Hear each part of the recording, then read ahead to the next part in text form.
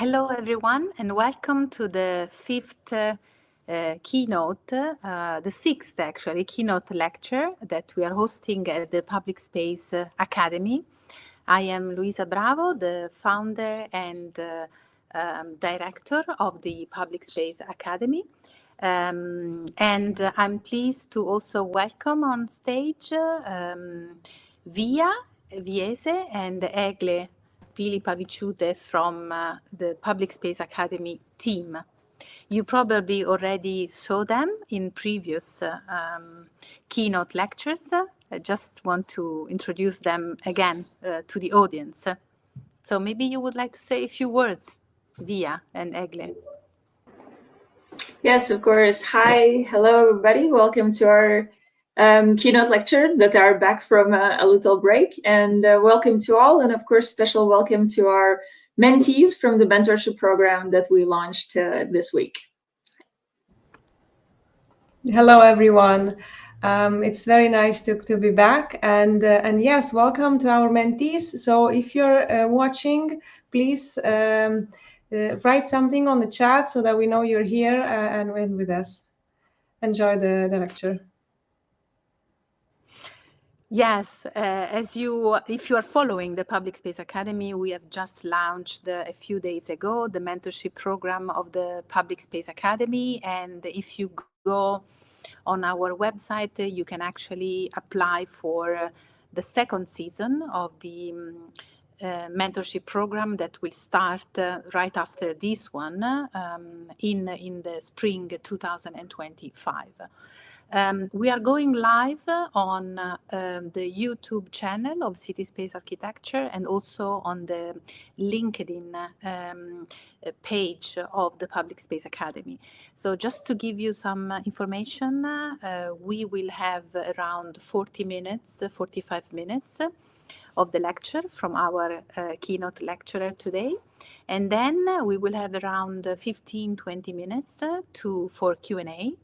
And so we will read your questions from this social media, and we will have this conversation with you.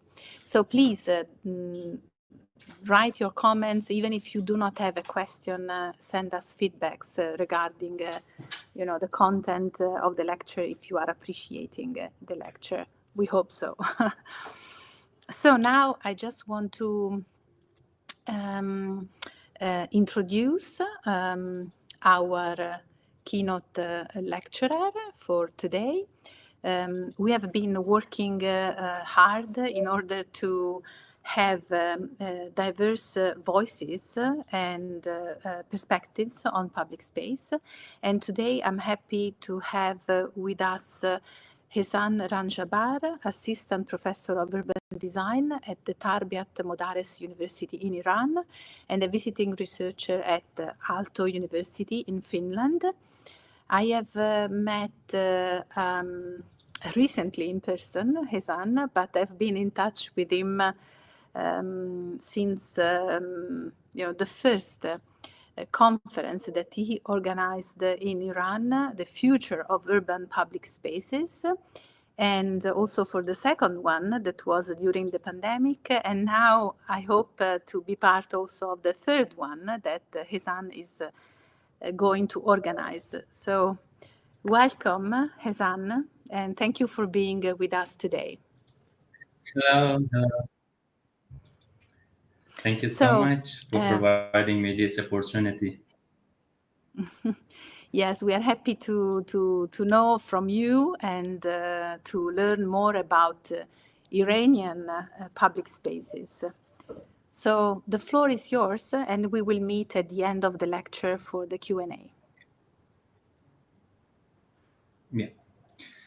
Thank you so much. Hello, everybody. I'm delighted today to share some insights on public spaces in Iranian cities based on my experiences at Tarbiat Modares University. Actually, during the last 16 years, I've been teaching a course titled Urban Design Methods and Techniques, and with almost 200 master students of urban design, I have been focused on public spaces issues in Iranian cities. and this course is continuing now, and I'm learning more. Beside the academic activities, I've been active in SAP consulting engineers, doing practical projects all over Iran. And through practical projects, I have learned that creation, change, success, and failures of public spaces are quite dependent to politics and economy in Iranian cities. And also during my visits to Aalto University and comparing Iranian culture of making cities with the Scandinavian culture of making cities and public spaces, I have realized that without having a profound knowledge about cultural history, any attempts to create successful public spaces would not be achievable. And also I have learned a lot from city space architecture, especially when I started to collaborate with Luisa to have a Future of Urban Public Spaces conference. And I will share for you at the end of this presentation what important learnings I have learned from this institution.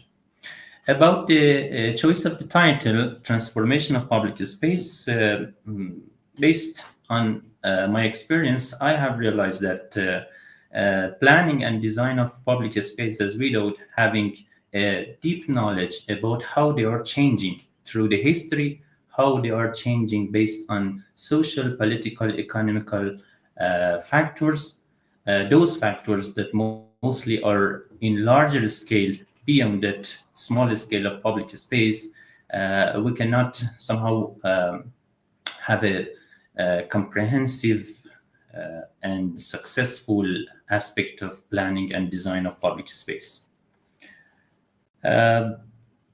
Let's have a brief introduction about Iran. You know, Iran is in the Middle East, and Iran is one of the alive, continuous civilization during the history. The country has two seas in the north and the south. The history of urbanization in Iran dates back over 4,000 years ago, when in this area, when the city of Susa created. It's based on the archaeological excavations and archaeological studies. But the literature of Iran and ancient literature of Iran will provide some more information to us. Another important note about Iran is that Iran has a diverse climate conditions all over the country. The western part is cold and mountainous. The central part is desert and hot and humid. The north part is somehow full of jungles and full of trees and waters, and it has moderate climate. And the south part near the Persian Gulf, it has hot, humid climate. It's very important because during the history we can see the different phases of public spaces in the cities of Iran based on their climate condition. On the right side, you can see a word of the Darius the Great, almost 500 years before Christ, that the king asked the god to preserve the country from drought. And maybe it's interesting for you that from that time up to now, when the issue of climate change is getting more fierce in Iranian cities, we can see Iranian cities and public spaces have been innovative through climate adaptation. I will share some more slides about it. My journey on public spaces studies started when I was a master student. In my master thesis, I was seeking public spaces sustainability in the city of Bushehr at the northern side of Persian Gulf. At that time, it was important for me to interpret the historical plazas based on their adaptation to climate. I could create, maybe I was the first researcher that could create the knowledge on the morphology of urban plazas in the historical part of Bushehr, and you can see the irregular form of these plazas, which is somehow create more flow of winds and create more shadow in public spaces. But it was getting more important for me about Bushehr plazas that I could see these plazas have been permanent or have been sustained during the history at least for 300 years. The question raised for me, which factors affecting on such durability of these spaces. So in my PhD thesis, I was looking for the hidden aspects behind this kind of sustainability beyond the physical form. And I realized that the cultural ceremonies are enrolling as main driving forces in this way. You can see at the bottom right, picture that a 10-year-old boy is leading a group of people who are young, adults, and somehow old. When we are talking about the role of public space in cross-generational communication, it was interesting for me that this is the ceremony that is affecting on such a role of public space. So in my later studies, I came to this conclusion that the classic views on public space in urban design literature, for example, all of you are familiar with the method and the insight that Yangel is sharing with us, especially in this book, How to Study Public Life. I realized that the analysis of public space only based on behavior activities, especially based on what is happening inside public space, is not so useful, or in other words, is not comprehensive when we want to analyze public space in Iranian cities. So the main questions for me raised in this way: how can public space in cities with a long history of lived experience be effectively studied? In this way, the ideas of Alexander Cuthbert, especially his ideas about the changing of the form of cities based on critical theory and social science studies, could be more useful. So in this presentation, I will try to analyze Iranian public spaces in a continuous history from ancient time to current time, and see how this cultural history is affecting on use of public space. Maybe it's interesting for you to ask, what is the main origin of public space in history of Iran? Almost 4,000 years ago, there is no archaeological evidence, but we have a great book. The name is Shahnameh, or the Persian Book of Kings, which is not the only story of kings, but it's also the story of Iranian life. And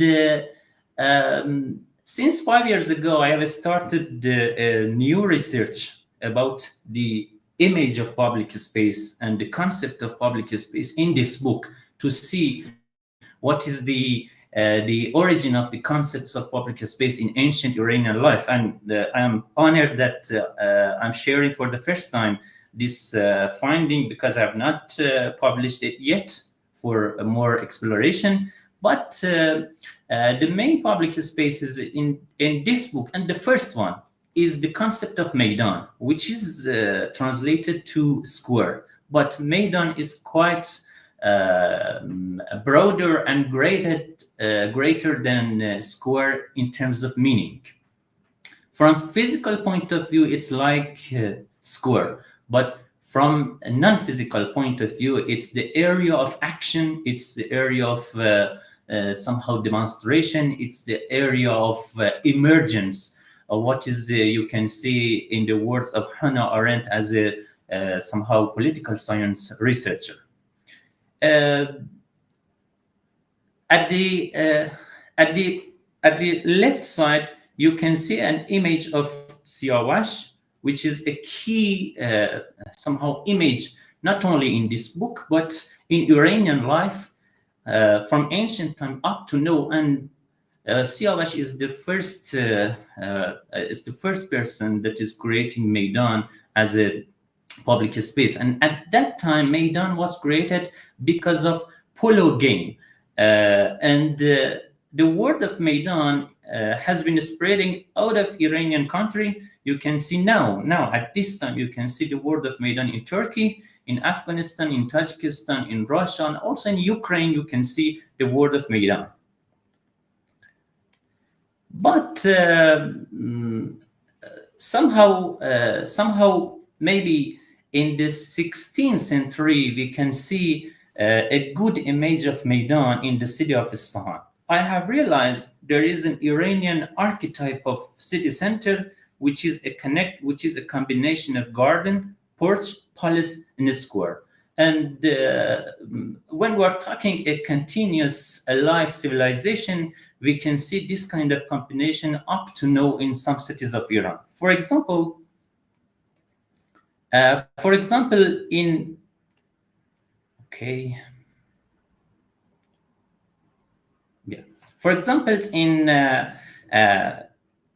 14th centuries, we can see this combination in the city of Tabriz. Can you see my slide or moving or not? I think I have some problems. We can see the slide of Tabriz map. Yeah. Okay, thank you. In 12th century, we can see this combination in the city of Shiraz. And maybe interesting for you that the governor of Shiraz at that time is creating 2 new plazas at the city centers. And in a very interesting action, he is getting the admission to open the governmental gardens to public and creates new types of public spaces, garden as public spaces. In 14th century, when you look at the Tabriz map, in this section, you can see that combination also, square or Maidan, palace and porch, garden, and a new building is adding to this combination, which is the mosque. But the complete form of this kind of combination would be seen in the Safavid period, 16th to 17th centuries, in the cities of Isfahan. This area, in my idea, is very important for whole the world to see how we can transform a city through public spaces. Because at this time, the King Abbas, which is called the Abbas the Great, is planning a new public space based on Garden Street and connecting this Garden Street to the old city by creating new squares, new plazas, and new caravanserais, and something like that. Here you can see the photo of Nakhchivan Square in Isfahan, but when we want to analyze it, you can see it was the bazaar. Here is the new square. It's a big square, and it's interesting for you that one of the activities in this square was the polo game. It somehow represents the ancient image of Maidan in Siawash period. And with a somehow innovative idea, King Abbas can connect the old axis of Bazaar to the new axis of Garden Street. And history tells us that at that time in the Garden Streets, you can see social events. For example, in the spring, there was a ceremony which is called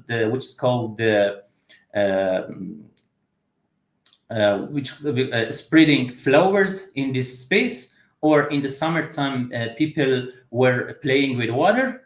And this plan has been also copied in Shiraz. It means that Safavid kings, especially the Abbas, had a special idea about somehow innovative thinking about developing public space. In a broader perspective, he connects the city center to the mountain, providing this new access. And up to now, these spaces are main public spaces in the city of Isfahan. Here you can see such kind of action in the city of Shiraz, making new garden streets and also making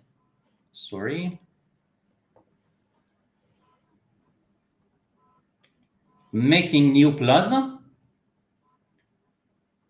garden, palace, porch, and garden street. Somehow it's a combination of new innovative thinking of public spaces complex.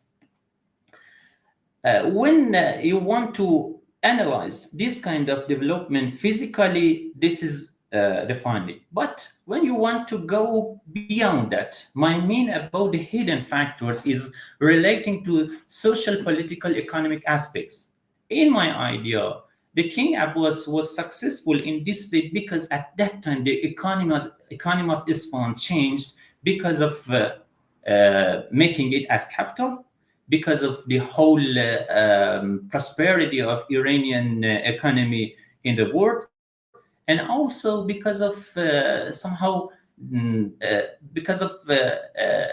this notion that at this time the Iranian identity is representing for the second time in the history after 1,000 years. So this kind of combination of public space as a new development is in somehow representation of a new identity. That's why we have to go beyond the physical form, beyond the surface layers, to see what is happening behind the creation of public spaces. From 16th century up to now, some new public spaces created based on this development, and bridges were introduced as new type of public spaces. And I can say at this time, bridges are main public spaces in the city of Isfahan. For example, you can see the image of Haju Bridge, which is created in 1650. And nowadays, it's full of people where they are enjoying sitting around it as waterfront. And also under this bridge, people are gathering, dancing, singing, and somehow you can see informal musical concerts under this bridge. Maybe it's interesting for you. There is no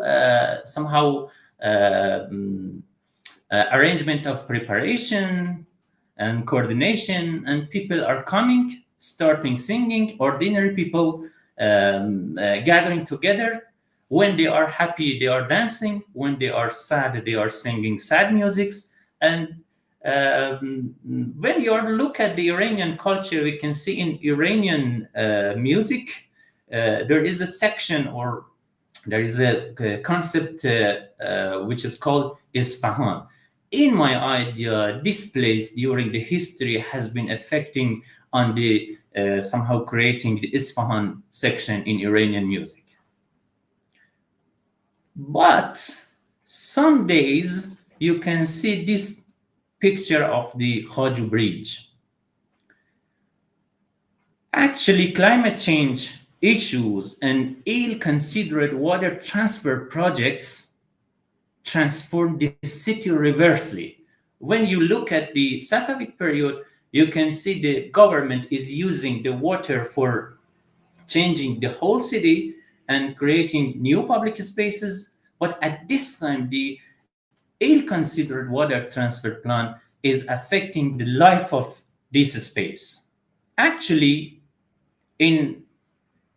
only in some days of the year we can see the river, because they have built a dam above the river, and nowadays the the city situation is changed because of having no water. And maybe interesting for you that the name of the river is Zayanderud, means the river which is giving life. But most of the time, unfortunately, it has no life. That's why we have the first significant environmental demonstration in the history of Iranian public space. In my idea, in 2021, people gathered around the Hajj Bridge to say we need our water again, not only for agriculture, maybe for public it was because of agricultural issues, but you can see a lot of somehow announcement by people and some sentences by people that this city without the river has no joy. It means that people have realized that the life of public spaces is dependent to the river. And I can say this ill-considered water transfer plan plus climate change issue has increased temperature based on my researches around this bridge, increased temperature in public spaces, losing greenery, intensing urban pollutions, and in some cities of Iran, dust storms are outcomes of climate change. And when we are looking at the plan, to this plan, which is transferring the water of the river through the neighborhood of Isfahan at Safavid period, the concept of this kind of flowing water is called Madi in Isfahan culture. But nowadays, most of Madis are empty of water, and you can imagine how it is affecting on the livability of public spaces at the level of neighborhoods. And also, if we look at the another outcomes of climate change in other cities of Iran, like Tehran, we can see how the pollution is getting intense because of climate change. Or in the city of Ahvaz, this is the main public space. It's called the White Bridge, which is the historical public spaces of Ahvaz. But because of dust storm, the life of public space has been in danger. So I mean that when we are talking about public space, we would be aware that some greater issues like climate change, how this climate change as a greater issue is affecting on public spaces. Another phenomenon that is threatening, in my idea, the concept of public space in Iranian cities, especially the city of Isfahan, is the shopping malls that rob the vibrancy of pedestrian spaces. At the left side, we can see the Charbagh Street as a pedestrian space, one of the successful public space in Isfahan. It was created as Safavid area.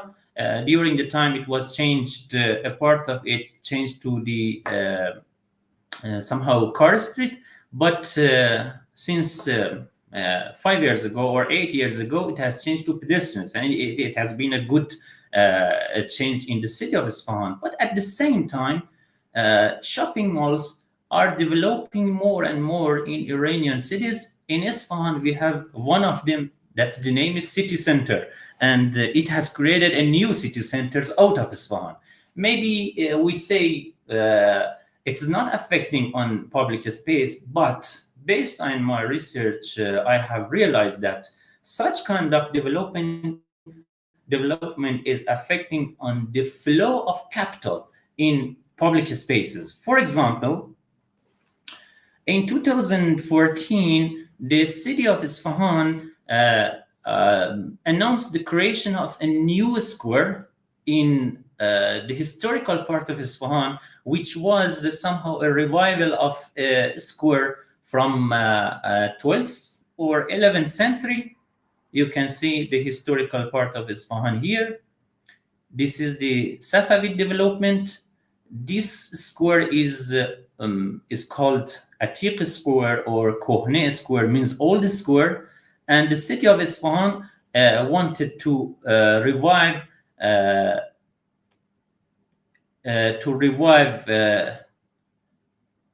this square. It was connected to the main mosque of Isfahan, but you can see in this image that all part of this square somehow was covered by buildings. And during the time they tried somehow to free this square from buildings and other things. From this point of view, that they have created a vast surface of pedestrian space. It's remarkable, but when we are coming to the vitality of this square, the question is rising. Almost 6 years ago, I was invited by the city of Isfahan to see how can we start a new project to make it more livable. It wasn't interesting that after launching this project, there was no shop business in those shops. And in my idea that the capital, the flow of capital is getting to city center and those shopping malls that are in hand of private sectors. And when we are talking about the hidden factors, I have realized in Iranian cities, at least in Iranian cities, this could be somehow could be seen in other cities, that private sector know more better than government how to create money from public spaces. When we are looking at Tehran as the capital of Iran, in my idea, the transformation and change of public space is quite related to politics.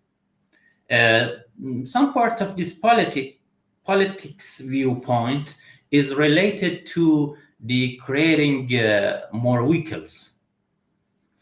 It's a long time that at academic section we are trying to develop the idea of human-centric cities in Iranian cities.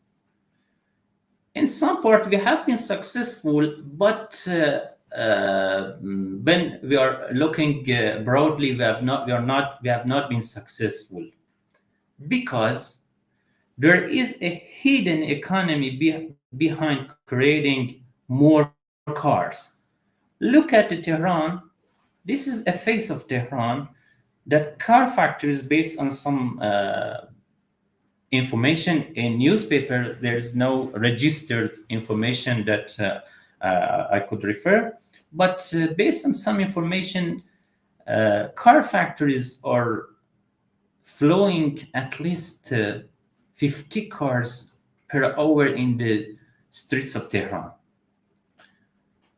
So in one viewpoint, the city is full of cars and car dominated, and the economy of those car factories are very important. That's why in the recent decades, in spite of creating such spaces like these, that in the center of Tehran, almost 70 hectares is dedicated to pedestrian spaces, but in a final comparison, we can see the city is more car dominated. In my idea, it's quite related to the economy of car factories, that they are affecting on the projects that would be developed by the city of Tehran. Let's have a look to some new projects of public space in Tehran. During the 2 last decades, the city of Tehran has developed some pedestrian zones in the historical part, in the central part of Tehran, and in the western part of Tehran, And also, the city has done several projects in two main streets of Tehran. This is the Revolution Street, and this is the Valias Street, which is the longest street in the Middle East.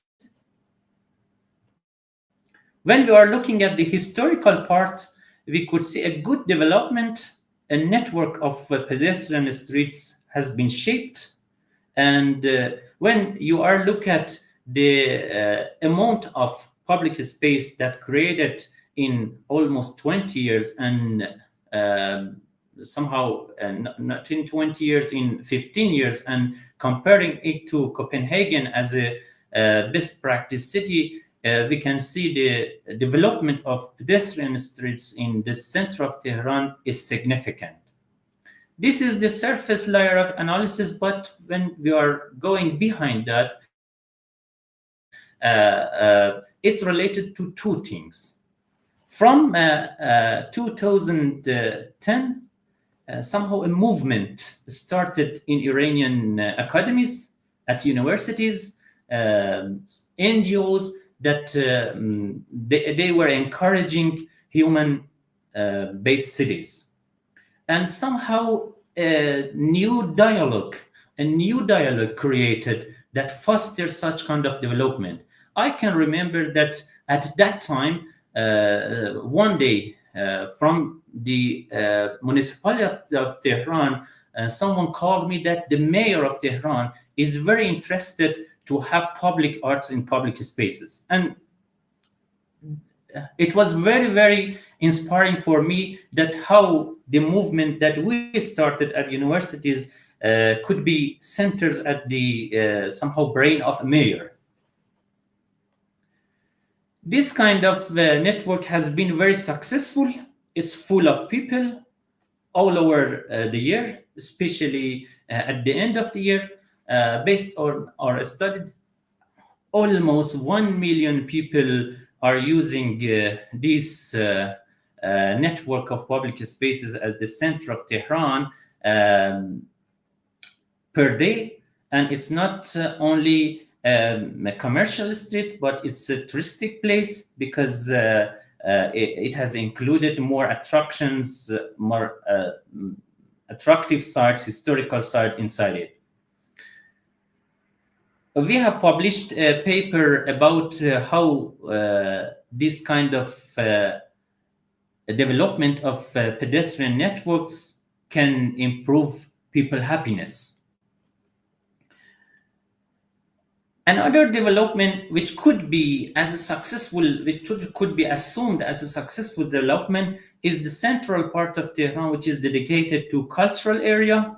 It's called the Abbasabad Cultural Area. It's full of activities, full of parks, full of somehow libraries, museums, and something like that. And a new bridge created at in this area, which is represent the idea of Haju Bridge.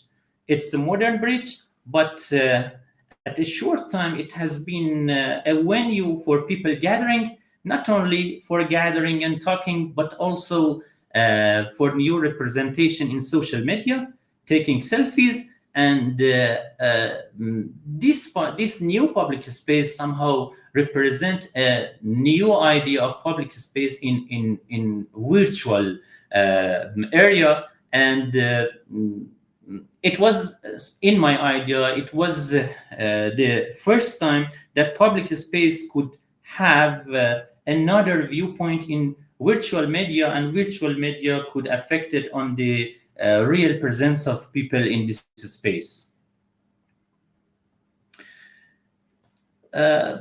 If you want to have a final somehow a comparison of public space in the city of Tehran based on pedestrian movement, a car-dominated approach, this project is very important because it's in this intersection of two main streets. The name of these intersections is Valias intersections. The idea and the challenge was that the intersection was full of people. A lot of people are coming from different parts of the cities to go to their work, to go to find their ways to other parts of cities, to use public transports. And the final plan that implemented conducted people underneath of the streets. And it shows that even up to now, there is the idea of developing car-dominated city in the city of Tehran. So it's somehow parallel development of public space. Another phenomenon in Tehran, when we are looking at public spaces development, it's encouraging consumption space versus cultural political space. At the western part of Tehran, a new plan has been implemented, a new lake with a huge amount of pedestrian space, which is dedicated to pedestrian and cyclists. In one view, we can see a good development has been shaped, the connection of mountain, forest, and lake, and a lot of people are gathering here to use the public space. But when you are analyzing hidden factors, you see that gradually a lot of residential building and commercial building are erecting around lake. In other viewpoint, I can say the land, the lake is a tool for selling the land, for selling the view. And as I have studied this space for a long time, I can see the view to the lake, not only in the neighborhood, but also from the highways, is getting more close, and you cannot see the view of the lake from the main axis of the neighborhood around. And also the waterfront gradually is selling to other commercial activities. You can see a part of the waterfront has been dedicated to some special activities. Most of them are not accessible by ordinary people, and we can see a phenomenon of privatization of public space is getting more evident in this space. Or when we look at this space, the City Theater Plaza, which is created in 1970s, when we are coming back at that time, a cultural movement shaped in the government at that time, and this space created. I can say based on my experience to visit public spaces in some main cities of Europe, from the viewpoint of gathering people, talking together, and those criteria that Yangel is mentioning for a successful public space, this space has been very successful in the history of Tehran, especially at the during the reformist period from 1997 to 2005, when the cultural approach at the higher level of government was developing. This plaza was full of activities. You cannot imagine that. I have the information that at least 7 urban performances were launching at this space in each day. But nowadays, it's the photo of this space maybe for last month. Yeah, this one. You can see the plaza. Yeah, you can see the plaza in the walls. Maybe you ask, what are these walls? The new mayor wants to make a hidden walls around the plaza. The plan has not been published yet, now we are somehow started a movement to ask the mayor to publish the plan. But when you are, they say that we want to control the new social problems like fight, like something like that. But when you are going in hidden somehow surfaces of this kind of change, you can see this place has been very active in social demonstration these years. And in my idea, this kind of plan is going to control that kind of action.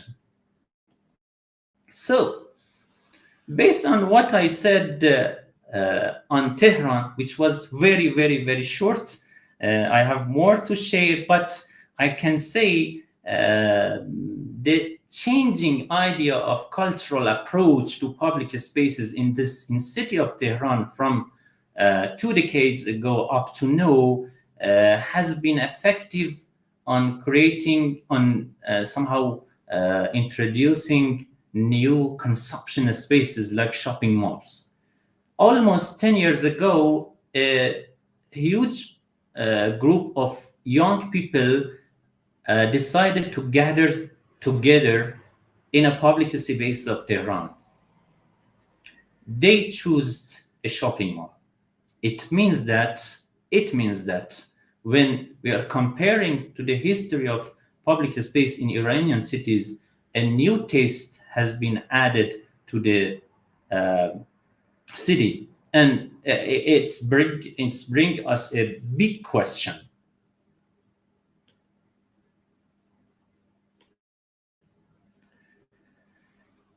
Based on what I shared with you, I see we need to develop new approaches about public spaces planning, not design, because planning is more important and design is technical.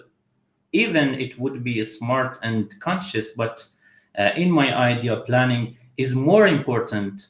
And the idea of urban transformation is helping us a lot because it makes us a perspective to go to the hidden surface of changing and creating public spaces.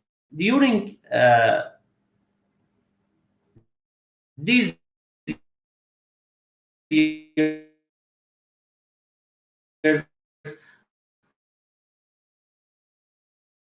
I have, based on cities in the world, I think that as an urban designer, we have to develop our brain interdisciplinary. I'm emphasizing on our brain, not only working with different experts, but also we have to educate ourselves and our brain interdisciplinary. We have to aware of those concepts and those, for example, technological innovation that is affecting on public space that I showed you how Instagram in Iranian cities is affecting on public space, and new tools which is helping us to planning for public space. And we should keep in mind that public space is at crossroad of everything. That's why I tried to launch the Future of Urban Public Space Conference, which is studying public space from different approaches and backgrounds, from the historical point of view, environmental challenge point of view, from urban transformation point of view, from technology point of view, from social economic challenges and urban mobility and urban tourism. And we have published 2 proceedings of this conference. We are trying to have the next one maybe in next year. And I want to conclude my presentation with this photo of Hafiziyeh place. I cannot say more about it, but it's one of the unique places in Iranian history and in my idea in the world, because It's a historical place, poetic place, it's a gathering place, it's a singing place, and everything. And Hafiz has a poem that says, in Persian you can see on the top, گوی توفیق و کرامت در میان افکندند، کس به میدان در نمی آید، سواران را چه شد؟ The ball of grace and fortune cast into the square lies still. We can see the word of Maidan in the Iranian literature a lot as a place of action. Where are the riders bold? Why does the arena stand so chill? It means that my mean from this slide is that it's the time for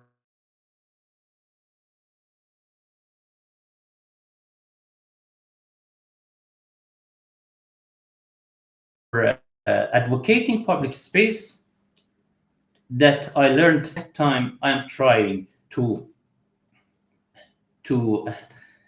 do short steps and short, somehow small things for Iranian public spaces. Thank you very much. Thank you very much, Ehsan, also for mentioning my lecture. Well, thank you for your presentation that is presenting, something that I think most of us do not know. I've never been in Iran, so for me it's very relevant knowledge that you are sharing. I think also it would be important to give a reference to the website of your conference. I will put now in the chat the link so that anyone can actually go and visit what it is already on the website. I don't know if you can already regarding the third conference, when it is supposed to happen? We're planning to have it maybe in 2025, next year. Okay. Yes, that would be interesting actually to know, to follow, also to understand the topics that you're going to select, because from your lecture, I actually understood that there are several challenges. These push towards human-centric urban spaces, at the same time privatization, which is also a common challenge that we have in other countries also. In Europe, it is clear that there is this tendency of privatization. But of course, in the context of Iran, it has a completely different outcome. Also, very interesting your historical perspective that you presented at the beginning of the lecture, where you were referring to ancient history and how these monumental spaces that are giving identity also to certain cities, Iranian cities, are, producing a certain legacy also in regard of the current condition, current design of public space. Well, I hope we will have more opportunities also to continue with you, not just with the keynote lectures, but probably with some other, engagements for the Public Space Academy, also for the mentorship program. Now, I don't know if there are any questions. I see that there are several appreciation comments here in the chat. Like this one, for example. I saw previously this one as well. I don't know if you can see now on screen. Yeah, I can see. Yes, and but maybe we can ask Via and Egle if there are any questions from our audience. So for now, we're still waiting for questions, but while we wait, I can give a little update, as I usually do. So interesting turnout today. So we had 3 to 4 dozen people here today with us. So we're always happy to have spectators with us, and we see a lot of our mentors from our mentorship program. So it's very nice to see all of you here and engaged. We had people from many different places around the world. Those that introduced themselves mentioned Iran and Colombia and Germany, India, and other places. So a global audience we have reached today. So that's very, very nice news. And of course, yes, thank you for the lecture. Ehsan was very, very informative. As many people in the chat has also noted, a lot of interesting perspectives. I do see that we have some questions coming in now. Egle, have you selected maybe one of them? Yes, I think Roa is asking about public space in Iran and people gathering. Which one? And she's very, very motivated.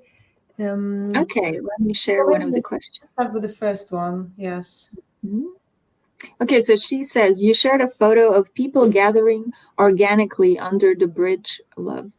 Any insights on how this is happening? Yeah. For example, how does one or a few people show up and then others join? Yeah.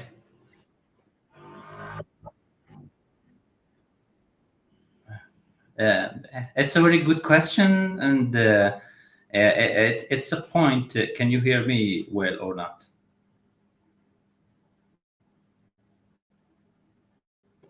Yes. Yes, we can hear you. Can you hear me? Yes, we can hear you. Okay. It's a very good... Sure. Thank you for sharing these comments, because it's a comment that when I'm talking about Khaju Bridge in my teachings and in my lectures, exactly emphasizing on this viewpoint, how this gathering is happening. And maybe it's very interesting for you that an ordinary people is coming and leaning to the basis of the bridge and starting to sing. Another people is coming and accompanying him. And gradually another peoples are coming. And so this kind of gathering is shaping organically. No one is behind it. No one knows who wants to create it.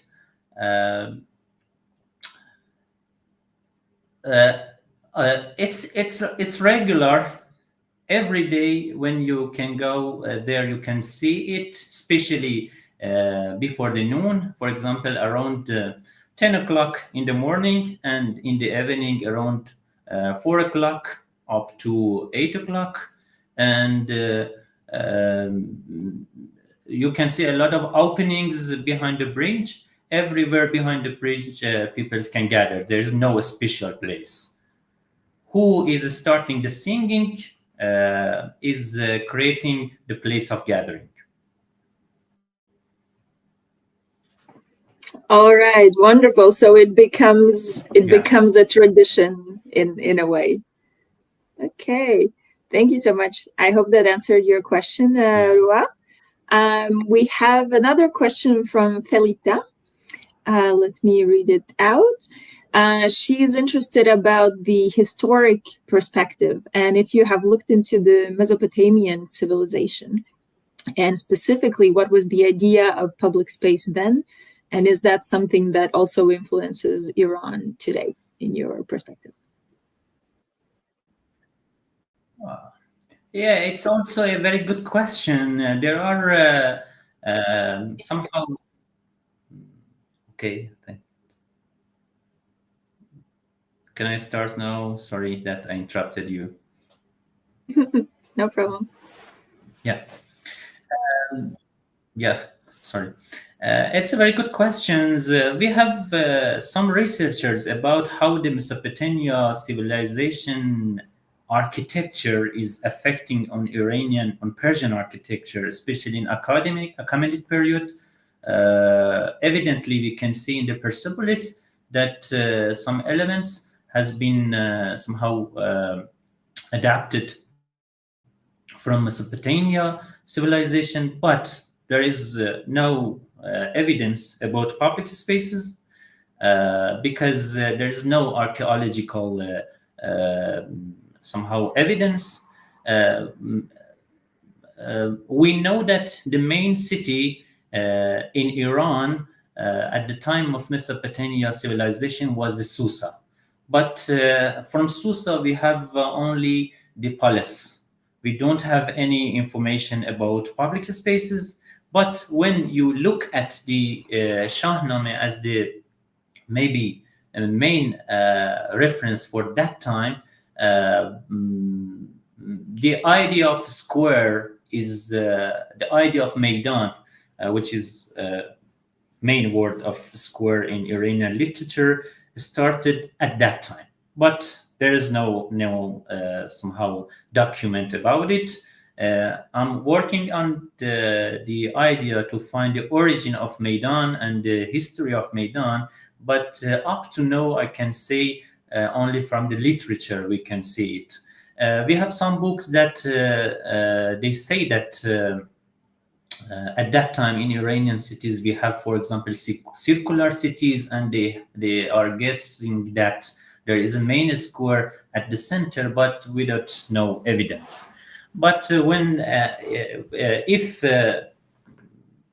we look at the literature, we can see that Iranian culture at that time has special somehow ideas for itself in comparison to Mesopotamia civilization. And nowadays, more archaeological excavations are helping us to develop such ideas, but it takes time to have a concrete idea about how public spaces shaped at that time.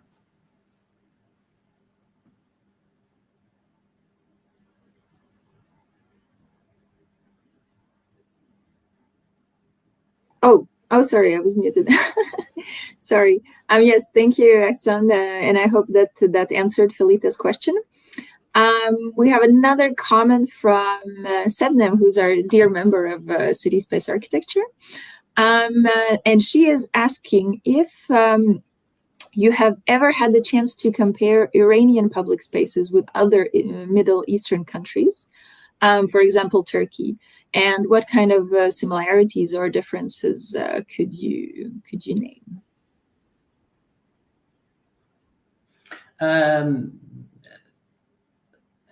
Yeah, thank you for your questions. I mentioned in my presentation that the word of Maidan has been spread in other countries, and now in Istanbul you have Meydani as a main public, the bazaar, the Meydani around the bazaar is one of the main public spaces. So I can say that maybe until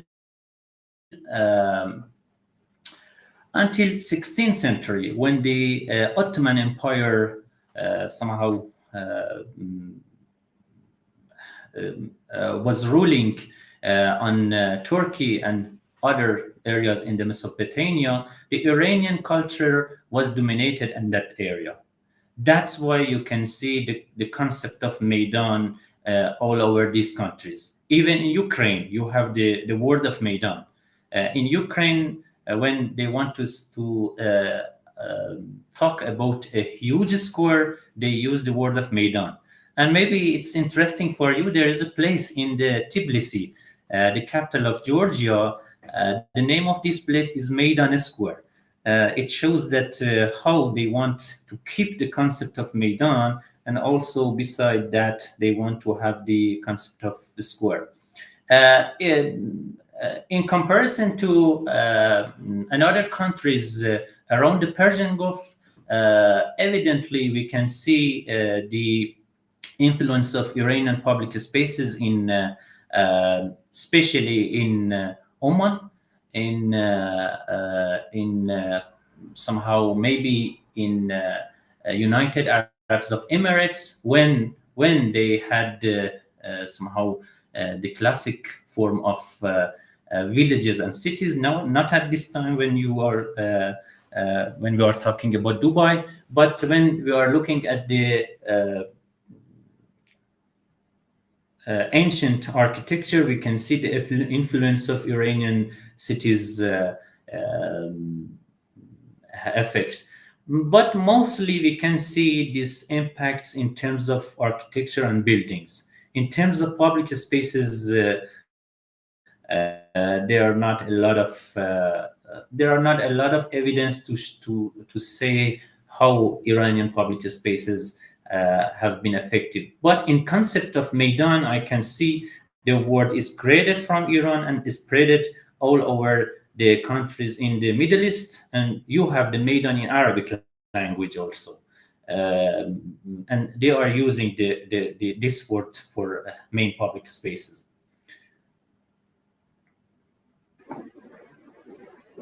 All right, thank you for that answer. I hope that answers Sednam's question. And now we're gonna read one more, which is going to be the last one. Sorry for everybody else, because I see that now many questions are coming in, but maybe Ehsan will be able to interact with some people directly later if he has time to answer all these questions. But we're gonna read one more, last one from Sarah, who asks, advice on any specific strategies or methodologies that you would recommend to balance local cultural values and universal sustainability practices and principles that we are all aiming for these days. Yeah, very interesting questions, but it's quite hard to answer it in this presentation or in this session. But I can say through my works, I'm looking for this kind of questions. And I have, I cannot share now with you, but I have my methodologies. The base for this methodology is how you understand public space. And when you want to understand public space, this is only, in my idea, this is only could be achieved from the cultural values, which is also related to economical, social, and political views. If you want to come to methodology, it means that when you want to have some new strategies, first you have to study the public spaces very well based on this kind of view. After that, you can find, for example, when we are talking about climate strategies, if you are studying the public spaces climate adaptation policies very well during the history and the awareness of people, it's very important to show. For example, in my master thesis, I realized that 200 years ago, somehow all peoples of the city of Bushehr were conscious about how to adapt to climate. This is somehow nuance point. You can conclude from the techniques and innovation, but for me it's very important to see how people at that time knows to adapt to climate, and this is very important in my idea in studying public space, to consider public space in connection with social, political, economical situation. If you write to me in email or LinkedIn, I can share more with you, because in the course of urban design methods and techniques, yes, I'm developing a new methodology. All right, wonderful. So I hope, yes, that Sarah, either your question was answered or that you will keep engaging in the future. As you see, Ehsan is open to contacts and continuing discussion. I also want to mention for our mentees that thank you for engaging in the comments, and we will continue this discussion on our learning platform when we have the next discussion assignment on this. So I will see you there in the comments. And yes, so let's close this Q&A session with this. Thank you. Well, I think we can close the lecture now, and thank you to Ehsan for participating. As I said, we will have some other opportunities to continue this conversation on Iranian public space. So thank you all for joining, and we meet again to the next keynote lecture that we hope to arrange in December. Thank you.